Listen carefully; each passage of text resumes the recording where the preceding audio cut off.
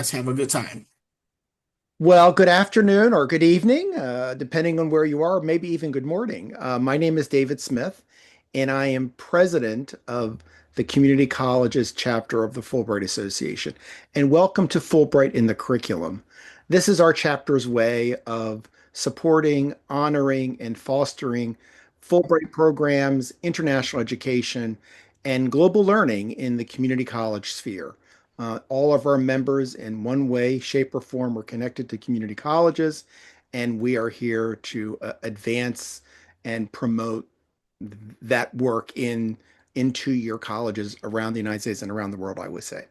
I will put in the chat in just a second our chapter website, which you can join and find out more about our chapter. But without any further ado, I'm going to turn it over to Vincent Briley, who is going to be the moderator today. And Vincent, it's all yours. Thank you so much, David. Good afternoon, good evening, and good morning. That's a great point. We don't know where you are watching this from or when you will be watching this, but we welcome you to our fourth presentation for Fulbright in the curriculum in our celebration again of International Education Week 2025. Today, I'm very excited to bring to you Miss Allison Gilmore to talk about her experiences in working with experiential learning, ways that you can impact your curriculum, as well as some of her Fulbright insights in the work that she currently does at the John Lewis program. Is that correct? I'm all on it. I did say V Gates, right? You're supposed to respond. We'll talk more Yes. about your Fulbright experiences. So again, today and again for the entire week, we've focused on not just the ideas, but making connections and looking at ways that we can look at our current curriculum, what we are in charge of, whether that's in the STEM field, or that could be the golf team, or that could be your choir, or that could be another a community organization about how you can engage and be engaged with the Fulbright Association. So again, Allison, coming to us from Washington, D.C., is a very inspiring Fulbrighter with a and very passionate advocate for equitable access to global learning. And again, as a member of the Fulbright Noir chapter, she's going to provide us some specific guidance on how faculty and staff can mentor, support, and inspire our diverse and dynamic student body to apply for and successfully participate in the life-changing Fulbright program. Allison, thank you for empowering our students to see themselves on the global stage. It's all yours. Thank you so much, Vincent, for that amazing introduction. And thank you as well, David, for having me here today. Once again, my name is Allison Gilmore, and I serve on the Fulbright Noir board. As previously, I held the role of our fundraising coordinator, and now I am our logistics coordinator. And today, I'm going to be talking to you all about Fulbright and experiential learning. It's actually funny enough, I named this session, Oh, the Places You'll Go. It might feel a little corny, but actually, I very much remember when my sister graduated from high school. She got the Dr. Seuss book signed from her favorite teacher and, wishing her good luck in college. And my sister kind of held that book with her that whole time. And that has continued to inspire me, as a little sister. So I'm always shouting out my big sister as my source of inspiration. So I want to start off with a little story for you all. So, back when I was in high school, of course, we were given the option and the opportunity to take foreign language courses. My high school offered, I'm from St. Louis, Missouri, so very much Midwest. My high schools offered French, Spanish, Latin, Japanese, and German. And of course, I had to be the kid who was different, and I started taking German classes. And luckily, I had a really amazing German teacher and I had a bunch of friends in band, and I stuck with it the whole time. And our German teacher introduced to us the German American Partnership Program. And this would be an opportunity for an exchange student to come and live with us for 3 weeks. And then we would go and live with that exchange student for 3 weeks. I remember I actually turned my application in late. I'm running to Harry Mackey's classroom. I'm like, Harry Mackey, please take my application. And he could have said no, but luckily he said yes. And because of that, I met my best friend, Benita, and I met my entire German host family. And these are just a few photos from my trip to Germany. So when we were in Germany, within the program itself and with the other students from my high school, we actually took a trip to München, and we also took a trip to Salzburg, and we went to a concentration camp, and we learned a lot about how, in the German school system, it's very important for them to take their students on trips to concentration camps. My family actually took me to Berlin themselves, and I got to see, a lot of the Berlin walls and the murals, and we went to a few museums there. And not only that, but I got to just, really open up my world to what was happening outside of just little old St. Louis, Missouri. I noticed that there were a lot of people from Turkey and a lot of Turkish immigrants, and there seemed to be some like divisive language around it. I remember people asking me more about being American for the first time than honestly about being a Black woman. And that was also very different to be approached about America first. So that was my first experiential learning opportunity, and that is actually what led me to my Fulbright. Because of my amazing German teachers, because my high school actually always had German foreign students come and stay for a full year, and even when I was in college, we would always have a German TA. All of that led to me knowing very firmly when I was a freshman in college that when I graduated, I wanted to go out the country and teach. So with that being said, I of course applied to a Fulbright grant, and I received the Fulbright Community but Combined grant to Austria, where I would teach English, work for a nonprofit, and also take courses at a local university. Now, unfortunately, I did apply for and receive my Fulbright during the pandemic. So my Fulbright grant, while I still accepted and received it, it had to shift to the United States teaching assistantship. So another thing to plug that a lot of times, if countries don't offer a Fulbright, the educational ministry will offer teaching assistantships. So Austria, Spain, Taiwan is a big proponent of that. So if Fulbright doesn't seem the way, then just look at the educational ministry and they're offering the exact same thing. So I was a USTA slash Fulbrighter from 2020 to 2022. I worked at the largest high school in Linz, Austria, and I taught there 4 days a week, and I loved my students. I loved them so much. We were talking about all things Netflix because that was a thing at the moment. And when it came time for Black History Month, I did all my lessons based around Black history. And I recently talked to one of my colleagues, and they said to this day, they have been implementing those lessons, and they actually started a 2 days of cultural events at their schools to really highlight all the different backgrounds of these students that these students came from. But of course, while I was on my Fulbright journey, not only was I teaching, but I also had to, make a little pocket change on the side. So at the bottom, you see some pictures of me working as a camp counselor for a English language immersive camp. So I worked with middle schoolers there. And then in the middle, if you can tell, that is me and my host family. So I actually was able to go back to Germany and hang out with my host family. We did all the holidays together. I would always kind of like stop by there if I was traveling to like the Netherlands or Belgium because it's all so close. And I think a lot of my Fulbright journey, it ended up shaping a lot of just my overall experience, especially my career experience. So what does all of this have to do with experiential learning, right? So experiential learning it's described as engaged learning process where students learn by doing. Now, a lot of times when we hear experiential learning, sometimes we think of like maybe even service learning. Sometimes we'll think about when, we were in high school and there were the kids who, took their main courses for half the day, and then for the other half of the day, they would go and learn a trade. But what experiential learning is, it's actually about students going out into the communities and having an actual experience. But even deeper than that, they reflect on that experience and then they go on and they adapt it back into their current settings. So here we have Kolb's cycle of experiential learning. And it starts with the concrete experience. Having the actual experience itself is the first step in any experiential learning opportunity. And I'll get into a little bit later of what that looks like specifically with Fulbright, and then I'll kind of translate what that can look like in a community college. After that, there's reflective observation. So this is the opportunity where you reflect on the experience.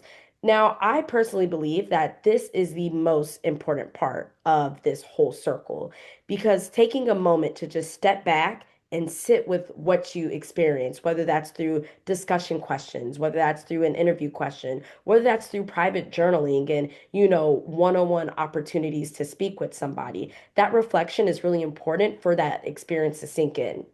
Then from there, we go to abstract conceptualization, where you then learn from your experience. What did you take from that concrete experience or from that reflection? And now, how can you adapt it into your own world? And that is where the active experimentation comes in. And that's where you try out what you've learned.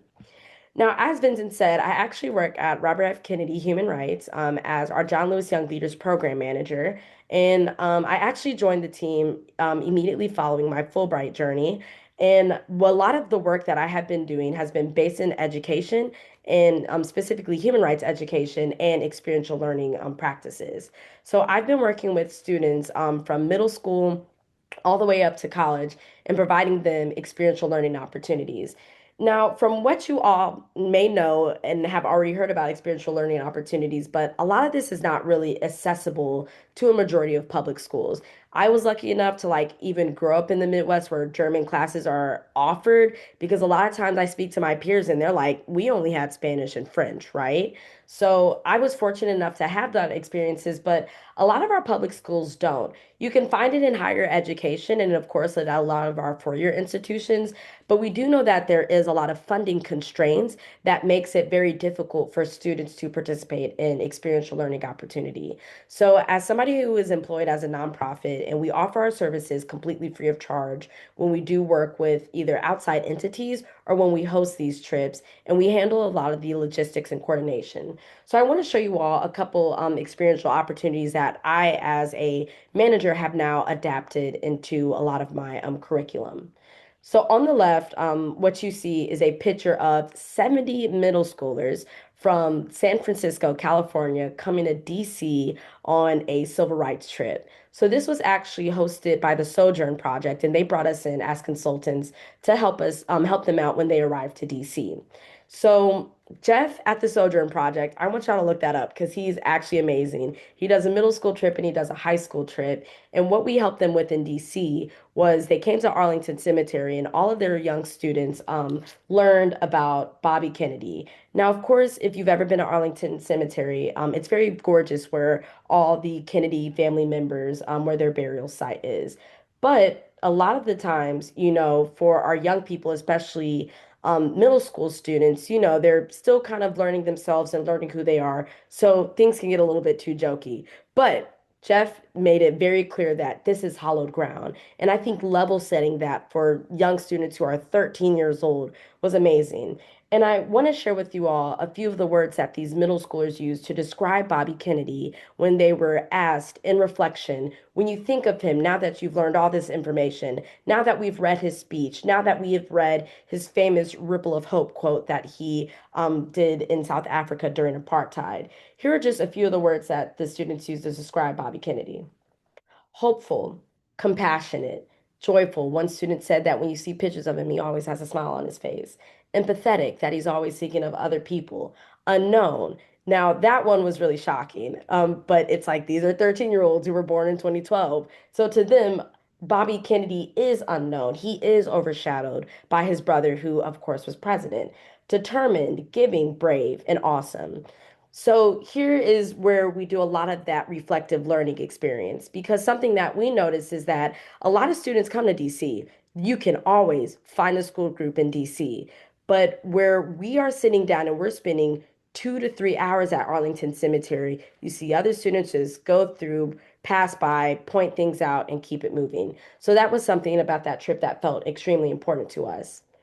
At the bottom here is a group of high schoolers that we worked with. I'm sorry. One more thing to add to that middle school trip. So with Sojourn Project, actually the way that they do a lot of their funding is that they tell the parents the amount of how much the funding will be, but they also offer them fundraising opportunities and scholarships. So if students do apply for scholarships, those scholarships are provided to them through Sojourn, and they just have to do, an extra essay and show that they did go and ask community members for donations to their trips, which we find to be, very important to help young people expand their communication and networking skills. So at the bottom here is a group of 15 high school students from Bangor, Maine. I'm working with kids from all over. And these students from Bangor, Maine came down to Washington, D.C. for a human rights trip based around environmental justice. And once again, we provided the logistics for them. We set it up for them to visit NOAA, the museums, the EPA. And what you see here at the bottom is us visiting NOAA headquarters in Silver Spring, and they have this awesome dome area called the World in a Sphere. And it shows you all the current and future weather predictions, the weather patterns, and what our Earth will look like in 20, 30 years if you filter certain things out. And what we saw as the most important reflection piece here was that once these students went back to Maine, how would they stay connected, right? So we actually had follow-up calls with both the EPA and NOAA, and the students proposed a project that they would do in their hometown and in their community for the following semester. So that's another way that that abstract conceptualization comes back to life. That, these students just spent 4 awesome days in DC. They journaled about it. That's great. But, does that just sound like something that you did over spring break? Or does it then become something that you implement back home in your communities? And then at the top right is me and my young people with our undergraduates, our John Lewis Young Leaders Program. And we have a full day of community in action where we partner with communities I'm sorry, we partner with organizations in the local community to kind of show our students of what's actually happening in that community. Our John Lewis Young Leaders are coming from all across the nation, and we try to situate the retreat in a place where maybe they haven't been before. And our retreat in Atlanta is very popular because it's a lot of the students' first times ever visiting the South, which is crazy to me after living in the South for 4 years. But to hear, my young students from New York saying, I've never been to the South before, I think a lot of times, people forget about how it's little small experiences like that that can change somebody's life. For my high schoolers from Bangor, Maine, one of them said it was her first time on a plane. For my middle schoolers, it was their first time ever traveling on the East Coast, ever going somewhere 4 hours away from home. So it's really important that, we're making sure that we're counting even those things as small wins. So with our undergraduate students, we actually worked with the Southern Center for Human Rights, and we took them to go court watching. And I would highly recommend that you all go yourselves and take your students, take whoever you know, and participate in court watching. Court watching is something that you can do for of obviously completely free in your community where you can just look and see, what is happening in our court systems. A lot of these students are interested in political science or interested in pre-law. A lot of them do end up going to law school. And sitting in that court for 2 hours and hearing these cases from the defendants and the plaintiffs, it is really difficult for them. So during court watching, students actually get a sheet of paper where they can fill out, this is what I saw in here and this is how it made me feel. And then we do a reflective debrief after because a lot of those cases were really heavy. This is people's lives, and we're seeing people being told that, they won't be released until they make bail, and maybe they have warrants in a different state. And once you figure out the warrant in Indiana, then maybe we can help you out in Fulton County. But until then, you are going to be here for the next 2 years. And it's really difficult for students to experience. So it's really important that we not only reflect to really hold those moments with us, but also so that we make sure that we're framing those moments in a correct way, that we do not leave these places grieving, but we leave these places with a reality of what we are actually experiencing in our world. So, curriculum around experiential learning. I think community colleges are the best at helping students who are either career ready or uncertain figure out more deeply about what they want to do and give them those skills. I am always thinking about back in high school when they said, you can go to community college for 2 years and it'll be free because your GPA is great. And then after that, you go to a four-year institution. But I was ready to get out of Missouri. So I jumped over to North Carolina. But That's the awesome thing about community colleges is that, there is this essentially an incubator where there are all these individuals with advanced networks across all ages and sectors. You have a lot of adult learners who are looking to upskill. My mother actually went to a community college when she was laid off from her job. My parents are both blue collar workers, and once they were laid off from Chrysler, Chrysler actually told them that they would pay to go to community college if that offered them an opportunity to upskill. So my mom went for horticulture, which at the time I thought was really silly. But now, as my mom is nearing retirement, she knows every plant and she's ready to open up a nursery. And that's just kind of the cool things that if my mom wouldn't have gone to horticulture school and if I wouldn't have seen her in that setting of studying at the age of 45 and 50, would I have known what it was like to enter that myself? Same with social emotional learning. A lot of times I feel like when we think about social emotional learning, we're often thinking about our young people and our middle schoolers, our high schoolers. But as lifelong learners, we can learn to be more socially and emotionally aware of what we have going around us. And once again, I'm loving the reflection piece because it is the most important piece when it comes to that. Of course, mutual understanding. When we build experiential learning into our curriculum, and this is actually one of Fulbright's main pillars, is around mutual understanding, knowing that we may meet people from different communities and we may see people from different communities doing completely different things, but we still have to understand them. I was recently talking to a professor and we were joking about how in Europe, they're just so ready to push their students. When you apply to a PhD in Europe, you should have your dissertation in mind. But when you apply to a PhD in America, you're open to be flexible and share, this is what I'm interested in, but this is what I'm not. And mutual understanding is seeing the pros and the cons of that, but saying, okay, but from those pros, this is maybe what I could implement. And then, of course, global integration. Understanding that we are in an ever-changing global world is probably one of the best assets that our young people can really start to conceptualize by taking yourself out of your community, your state, and even your own country, and being able to kind of see the parallels and even the stark differences of what is happening globally. You're able to gain a lot of that from experiential learning.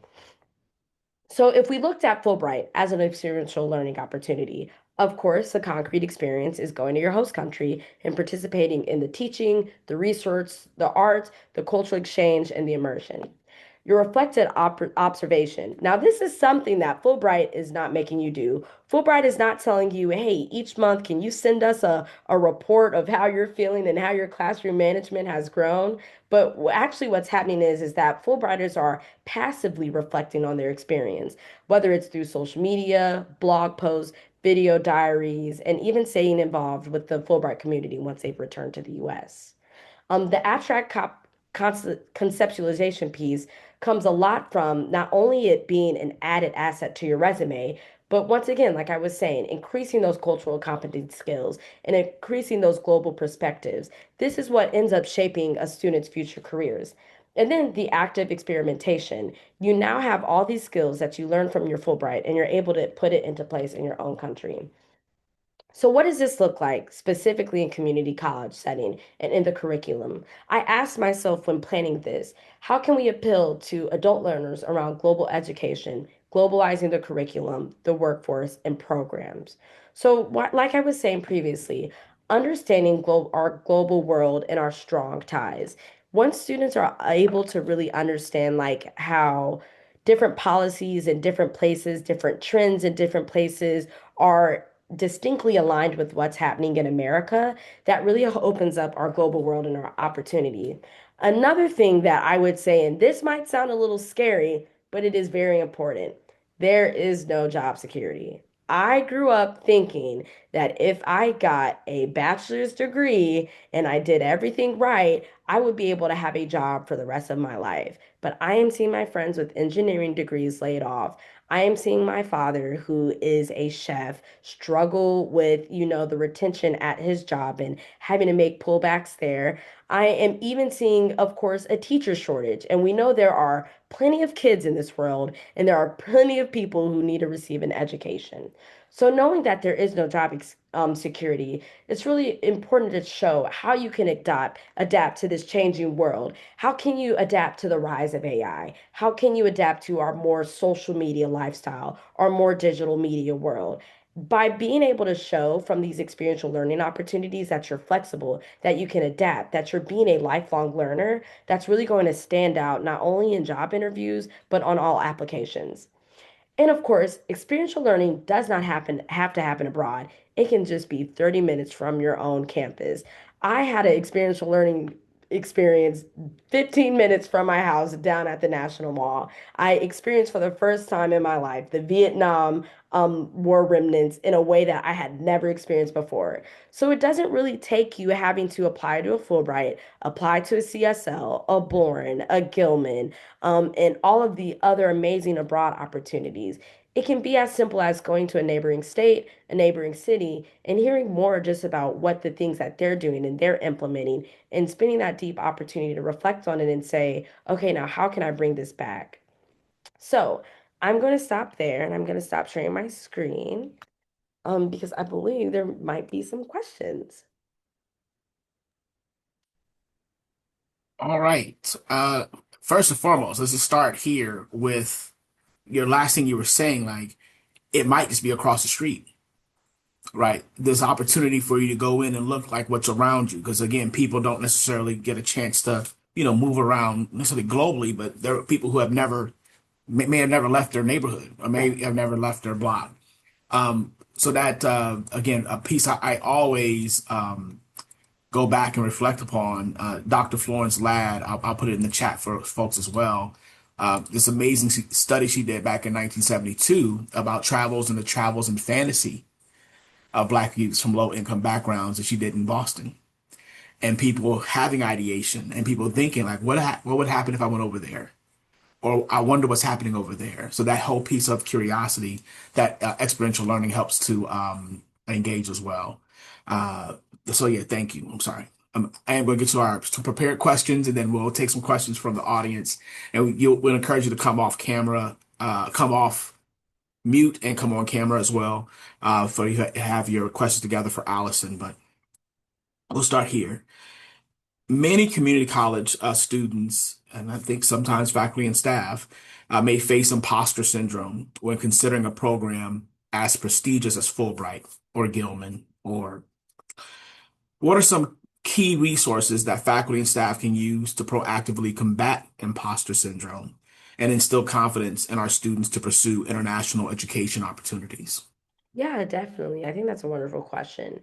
So, if we're talking specifically about, some of these more prestigious and competitive programs, a lot of them have alumni bases. And I would encourage you all to lead your students to those alumni bases, affinity groups, even quick LinkedIn searches to help students see themselves in some of these people who have already taken on these experiences. I agree. These are extremely daunting application processes. And it really doesn't matter how good your GPA is or where your background is coming from. It feels kind of like, oh my God, am I even good enough to get this? So when you're able to connect students to people who are, kind of from their similar background, I think they're able to kind of sit themselves more closely. We actually have worked with a Fulbrighter who grew up in foster care and was an adult learner, was in the foster care and juvie system for years before finally going to community college, getting her bachelor's degree after attending a 4-year institution and doing a Fulbright. And this is the type of story that is like so heartwarming, but it is also so much of a reality. There's a lot of life before you even get to a bachelor's degree, or even if you are a scholar and you're an educator looking to apply to a Fulbright. So that would be my first resource. And I also would just say, like, similar to the affinity groups, I think just being in open conversation with people that you trust. So if you are an academic advisor and you are able to talk to those students, if it even means leading them to counseling services to really talk more deeply about kind of where those things stem from, I think that will help students kind of see more clearly of, no, I can do this. I do believe in myself. Yeah, a round of applause for all that. That is correct. I love hearing that too. Like, what's behind that? imposter syndrome, or what can we do to help you? Because again, on one hand, overachievement could also be a response to Exactly. for folks. And then there's also this issue. Well, I don't know if I can even take that chance or take that risk. People, fear failure or Right. not wanting to, expose themselves to failure. But I like that to, tie into the counseling and advising services as well. All right. I'm going to pause here again and welcome into the room. Again, you're welcome to come on camera and off mute if you have any additional questions for Allison before I go into the other 15 questions I have in front of me.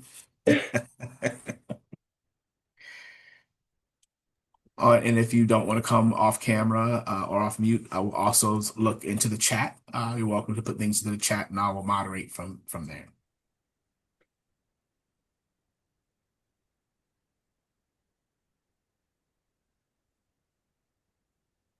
All right. Okay. Oh, this is wonderful. I agree wholeheartedly, Selena. Thank you so much for joining us as well. Okay, so here's my question. I think I kind of put something earlier on. What about those co-curricular, extracurricular opportunities that students might be in? So again, Yeah. as a person that was in choir, we got to travel, right? If you were on a sports team, some people got to travel. You can kind of get out kind of earlier on. But how are we, again, is there an opportunity to attach some of that type of experiential learning, particularly around global education into groups and organizations that may have a much more different focus than, what you actually might just get inside of a classroom? Mm. That's a great question. And that question is difficult only because when you're on trips like that, it's like you're on a tight schedule, Hmm. right? It's Hmm. like we're on the bus by 9, we get there at 12, we got to get trained out and ready to go by 4, and we're playing the game at 6. But Yeah. there is oftentimes a lot of even what I saw at my alma mater was that we actually switched to a different conference because it was too much time traveling. So they wanted to kind Mm. of like tighten that up so that students would spend more time in the classroom. So what I would say to that though is as somebody who was in student government and we went down to Atlanta for the Kings and Queens conference is Mm. that there are a lot within America, there are a lot of cultures and there are a lot of ways to experience different cultures within our own country. So even if that looks like using services that are, specifically from somebody who was impacted by something, or if they were in the civil rights movement. Or Hmm. recently, I was in Miami for the Fulbright conference, and I was like, we got to go to La Havana and we've got to eat some Cuban food, right? So Hmm. even things Hmm. like that where you can take something fun and light, right? And you can kind of make it a treat. We're gonna go here, we're gonna eat at this place, and maybe you ask the restaurant owner, hey, can you like come out and like talk to us and talk to a few of us? Because it's probably, a little bit hard to like add in a whole day and do a Yeah. museum exhibit and all of those things. But it's always quick and easy to just ask students to like look around you, like, what do you notice? Like coming to Washington, D.C., there's a lot of people from East Africa. Why do you think that is? What does Mm. anybody want to do a quick Google search? Just doing like, questions and answers like that on the bus can be just as Mm. much about learning as, getting off and going to the museum and doing the whole tour. Yeah. Yeah. Great points. That's right. You're right. We got to eat. We have So to let's get eat. We have let's to stop eat. somewhere, right? And I'm a huge fan of bus tours. When I was in Mhm. Europe, I was like, put me on the hop on and the hop off. Because I want to hear like this is our oldest building and this building actually used to be this. And oh, down here this was like our Black Wall Street district. Like those Hmm. are things that make people ask deeper questions. And Hmm. even if you don't know much about the area, you can task your students. Get on Google right now. What do we think this street? Why is this street name so important? Mm. Those things Mm. are they're so quick and easy. Yeah, that's right. That's very good. All right. Let's get another call for any other questions. Again, you can put them in the chat if you want to come on camera, off mute, whatever is your choice. But again, fascinating conversation. And I don't have any more. That will be my last question. So you get off the hook. I still have 13 more. I'll send to to your email account. Oh, We are again. This presentation is recorded. Again, we will put this up on our website, and we'll have a chance. Thank you. Allison's shared her email yes. into the chat as well. And we will have a resource, a toolkit for the entire series that people can access. So thank you for those who've shared different resources or references that people have a chance to go through. And again, maybe spark a different conversation about not just Fulbright, but also international education and really globalizing our curriculum and meeting our students where they are. All right. Awesome. Thank you so much for having me. I'm really, Well, really happy thank you. I've Thank done. you. So before we depart, again, I just want to put our last plug. Tomorrow, Dr. Jessica McAvoy from the UK Fulbright Commission will be presenting about their global virtual online exchange award program they have for U.S. faculty in exchange with their European counterparts. Again, we're going to go through the grant process and the award process and learn more about that program. And they'll be joining us from the UK. So we're having people, across the pond talk to us about this other opportunity.